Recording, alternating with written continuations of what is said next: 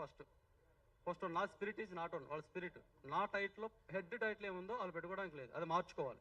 ఇదొకటి case file చెప్పుకున్నాను sir, నాకు లాయర్ గారు ఫస్ట్ చెప్పిన ఇది. రెండోది వచ్చేసి వాళ్ళు ఊరికి పంపించడం వల్ల నాకు జరిగిన పరువు నష్టం ఏమైతే ఉందో, ఊర్లో ఇప్పటిదాకా నేను చుట్టుపక్కల గొప్పలు చెప్పుకున్నాను కదా, సినిమా రిలీజ్ చేస్తున్నాం, మా సినిమా ఇది మేము చేస్తున్నాం రేపు చూడండి అని.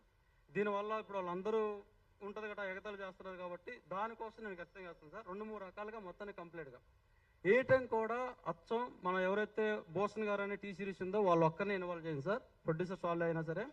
వాళ్ళతో పాటు ఇక్కడ కాలభైరవ పిక్చర్స్ ఏదో ఉంది కదా, మన ఎవరైతే సందీప్ వంగ గారు సార్ వాళ్ళ బ్రదర్ది, ఈ 2 పిక్చర్స్ మీద వేస్తాను సార్. స్పిరిట్ సినిమా వాళ్ళు రిలీజ్ అవ్వడం, నాది రిలీజ్ అయ్యాక వాళ్ళు రిలీజ్ అవ్వడానికి లేదని చెప్పి చేస్తాను సార్. ఇదైతే ఇదైతే గట్టిగా తీసుకున్నాను సార్. ఓకే, వాళ్ళకున్న రేంజ్కి వాళ్ళకు ఉన్నా సరే నా ప్రాణమా సినిమానా, రెండులో ఒకటే ఆప్షన్, వదిలితే ప్రాణం వదలాలి లేదా సినిమా రిలీజ్ అవ్వాలి, ఏదో ఒకటి జరిగితేనే ఒక అవుతుంది.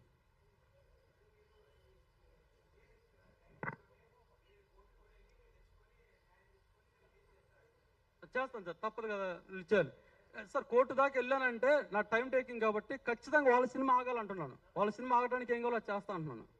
అంటే నా టైటిల్ నాదే సార్, టైటిల్ నాదనే చెప్తున్నా, టైటిల్ నాదే అది. దీంతో పాటు వాళ్ళ టైటిల్ ఆగాలంటున్నాను, వాళ్ళ సినిమా ఆగాలని చెప్తున్నాను. ఇప్పుడు ఏదైతే స్పిరిట్ సినిమా ఉందో వాళ్ళు ఆగాల్సి వస్తుంది, ఖచ్చితంగా ఆగాల్సి వస్తుంది. దానికోసం ఏముందో పోరాడుతుంది సార్. సార్ ఇది Telugu chamber sir, Telugu chamber ఇది కూడా ఒక ప్రాబ్లం అయిపోయింది సార్ నాకు. తెలుగు ఛాంబర్ ఒక ప్రాబ్లం అయిపోయింది. ఈ ఛాంబర్లు మొత్తం 3-4 ఉన్నాయి సార్, ఒకటి కాదు 3-4 ఛాంబర్స్ ఉన్నప్పుడు ఈ 3-4 ఛాంబర్స్ ఎవరు ఇచ్చారు సార్ వీళ్ళకి రైట్స్? 3-4 ఛాంబర్స్ ఎవరు ఇచ్చారు? ఇచ్చినప్పుడు చెప్పాలి కదా, ఈ దీంట్లో చేసుకుంటే మీ సినిమా అవ్వదు, ఈ ఛాంబర్లో చేసుకుంటే వేస్ట్ వరస్ట్ అని ఫస్టే చెప్పాలి కదా, వాళ్ళకి ఆ ఛాన్స్ ఇవ్వద్దు కదా. మేము ఏం చేస్తాం సార్, ఇప్పుడు దాంట్లో 35,000 అంటే దీంట్లో 15,000 అంటే ఇక్కడే చేసుకుని చూస్తాం. 10 రూపాయలు తక్కువ ఉంటేనే చందూరం వెళ్ళి మనం మిడిల్ క్లాస్ అన్నప్పుడు మాకు రేటు తక్కువ వెళ్తాం మేము ఇక్కడికి. ఇక్కడ నేను తక్కువలో చేయించుకున్నాను, ఆ ఛాంబర్ వేస్ట్, ఆ ఛాంబర్లో చేసుకోకూడదు, ఆ ఛాంబర్లో చేసుకునే వరస్ట్, అందులో ఉన్న వాళ్ళు వరస్ట్ అంటే. ఈ ఛాంబర్ గల్లో మా చెప్పిన మాట ఏంటంటే, ఈ ఛాంబర్ చేసింది దీన్ని చంద్రబాబు నాయుడు గారి హయాంలో ఫస్ట్ తెలంగాణ గిడిపోయినప్పుడు ఆ హయాంలో చేశాము, ఆయన ఆధ్వర్యం చేసి పెద్ద ఛాంబర్ చేసి ఆయన చెప్పుకొస్తున్నారు. దీని ప్రెసిడెంట్ వచ్చేసి ఏఎం రత్న గారు అన్నారు. ఏఎం రత్న గారు అంటే ఆర్ఆర్ వీరమల్లి సినిమా మనం చూసింది. మన ఇంత పెద్దోళ్ళు ఉన్నా సరే ఈ ఛాంబర్ వేస్ట్ అంటే, మరి ఈ ఛాంబర్ వేస్ట్ అప్పుడు వీళ్ళు ఏమవుతారు? అలాంటి రైట్స్ ఎందుకు ఇవ్వాలి? మరి ఆ వేస్ట్ అప్పుడు సెన్సార్ మాకు ఎందుకు ఇచ్చింది? మా దగ్గర డబ్బులు ఎందుకు తీసుకోవాల్సి వస్తుంది? సెన్సార్ చెప్పాలి కదా, సెన్సార్ వాళ్ళన్నా ఇది వేస్ట్ ఛాంబర్ రా బాబు దీంట్లో చేయొద్దని. అంటే వాళ్ళ దగ్గర చేస్తే కరెక్ట్, వీళ్ళ దగ్గర చేస్తే రాంగంటే అది కరెక్ట్ కాదు కదా సార్. అది వాళ్ళు డిసైడ్ చేసుకోవాలి, అసలు ఫస్ట్ గవర్నమెంట్ డిసైడ్ చేసుకోవాలి ఇన్ని ఛాంబర్లు ఎందుకు ఇవ్వాలని. 4 చోట్ల 4 ఉంటే 4 ఎక్కడ తక్కువ అక్కడ వెళ్తాం సార్ మేము. మన కూరగాయలు కొనడానికి వెళ్తేనే ఇక్కడ 10 రూపాయలు, అక్కడ 9 రూపాయలు, అక్కడికి వెళ్తాం రూపాయి తక్కువ అయితే. అలాంటి ఇక్కడ 1000 రూపాయలు తక్కువ మానుకుంటామా సార్? ఇది కూడా ఒక ప్రాబ్లమే సార్. అంటే ఈ ఛాంబర్లో చేయకూడదు, ఈ ఛాంబర్లో చేయాలి. ఈ ఛాంబర్లో ఎవరు ముందుకు వస్తారా? మాట్లాడదామమ్మా, చూద్దామమ్మా, ఎవరు రారు సార్. అంటే వీళ్ళందరూ ఎలా ఉన్నారంటే, ఫైనల్ నాకు అర్థమైంది, ఫస్ట్ రోజు మేము భయపడ్డది, ఈరోజు అదే జరుగుతుంది సార్. సినిమా చేయకూడదు. ఎవరు అంటే సినిమా చేయాలంటే వెనక ఒక మంచి బ్యాక్గ్రౌండ్ ఉండాలి, ఒక మంచి సర్కిల్ ఉండాలి, మన తాతలు ముత్తాతలు స్టార్స్ అయి ఉంటేనే సినిమా చేయాలి. అలా కాకుండా ఇలా రైతులు లేదా ఎవరైనా కష్టపడి సినిమా చేద్దాం, వీళ్ళే సినిమా చేయొచ్చు అంటే అది కుదరదు అనమాట. నిజం చేశారు ఆ రోజు, ఏమైతే భయపడ్డామో ఈరోజు అదే నిజం చేశారు. మనం సినిమా చేయగలమా, చేసి బయటికి రాగలమా, మల్లండలో వాళ్ళు అవుతుందా అని ఆ రోజు భయపడ్డది, ఈరోజు నిజం చేశారు. అది కూడా లేదు సార్, డిస్ట్రిబ్యూటర్లు కూడా లేదు సార్. ఇది ఈ ప్రెస్ మీట్లో చెప్పొచ్చో లేదో తెలియదు కానీ, ఎక్కడైనా మన ఊళ్ళో సపోజ్ ఒక బర్రెని కొంటామన్నా సరే, మా ఊరు భాష కదా మాట్లాడతాం సార్ కొంచెం. ఊళ్ళో బర్రెలు కొంటామంటే, సపోజ్ నాది బర్రె అనుకోండి సార్, మీరు కొంటానికి వచ్చారనుకోండి, మీరు బర్రెని అక్కడ కొంటే డబ్బులు ఇస్తారా సార్, లేకపోతే నా దగ్గర డబ్బులు తీసుకుంటారా? డబ్బులు తీసుకుంటారా సార్ మీ దగ్గర? మీరు నాకు ఇస్తారు ఎంతో కొంత, మధ్యలో బ్రోకర్ ఎవరైనా ఉంటే మీడియేటర్ అన్న డాలర్లు అంటాం, వాళ్ళు వస్తే వాడికి ఇస్తాం, అరే బాబు అమ్మాయి పెట్టి 10 రూపాయలు ఇస్తానని. ఈ డిస్ట్రిబ్యూటర్ అని చెప్తున్నాడు, నన్ను 10 లక్షలు కొట్టి 20 లక్షలు నా దగ్గర డబ్బులు అడుగుతున్నాడు. ఇది చెప్పాలో లేదో నాకు తెలియదు కానీ, అంటే ఎలా ఉందంటే సార్, పడ్డాను సార్, అన్ని ఆడుకున్నారు సార్. ఫైనల్గా అయితే అయింది, మన కోరిక ఏంటంటే సినిమా చేసాం, థియేటర్కి వెళ్ళాలి. నేను థియేటర్కి వద్దని చెప్పాను సార్ యాక్చువల్ అమ్మకి. ఆ థియేటర్కి వెళ్ళకుండా ఇక్కడికి అయిపోయేది. ఆ అమ్మేమో ఖచ్చితంగా నేను థియేటర్ వేయాలి, నాకు కనిగిరిలో థియేటర్ అమ్మ చూసింది, శ్రీనివాస థియేటర్ అని. ఈ ఆళ్ళు వేయాలి, వాళ్ళు వేస్తేనే నాకు సంతోషం అంది.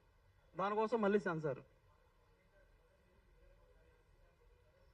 లీగల్గా వెళ్తాను సార్. లీగల్గా వెళ్ళడం కూడా గట్టిగా అంటే వెళ్ళామండి సార్. వాళ్ళు లీగల్గా ఫస్ట్ పంపించారు సార్, నేను పంపించాను, మళ్ళీ లీగల్ నోట్స్ పంపించారు. ఎందుకు పంపించారు సార్ అంటే, వాళ్ళంతే పంపిస్తారు, వాళ్ళు పెద్ద కంపెనీలు ఉండరు, వాళ్ళంతే పంపిస్తే నేను కూడా పంపిస్తాను అని చెప్పా. నేను కూడా పంపిస్తానంటే అలా పంపించకూడదని చెప్పేసి నాకు సందీపంగా సార్ మేనేజర్ చెప్తున్నాడు. అలా పంపిస్తే తప్పంట, అలా పంపిస్తే భయపడతాను. నేను ఉన్నాను సార్, తప్ప గట్టిగా ఉన్నాము. నోటీస్ కాదు సార్, ఈసారి కేసే పెడతామని ఫిక్స్ అయిపోయింది సార్. ఉందండి, ఉందండి సెన్సార్ సర్టిఫికేట్. నా పేరు రవీంద్ర అండి, రవీంద్ర, రవీందర్.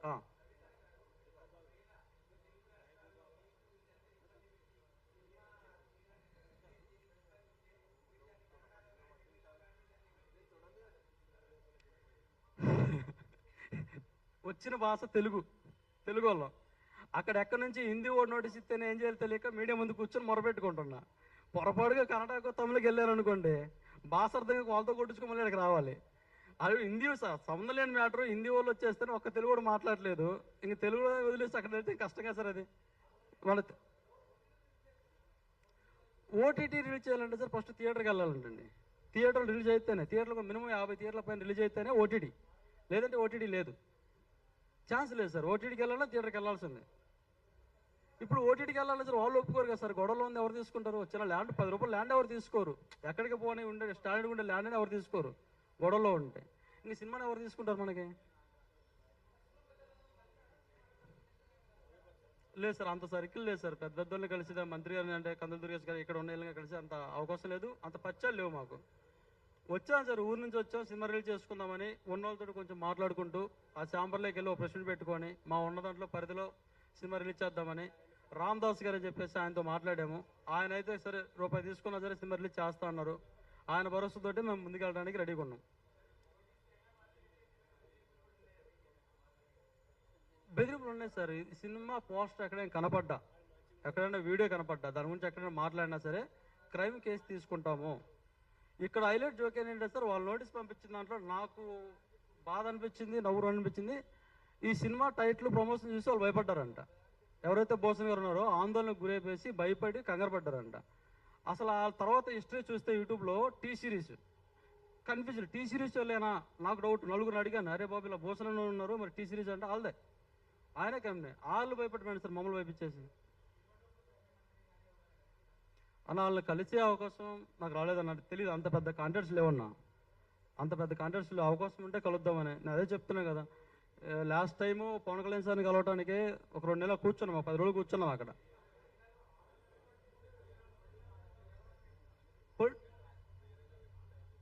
ఎక్కడ సార్ ఎలాగా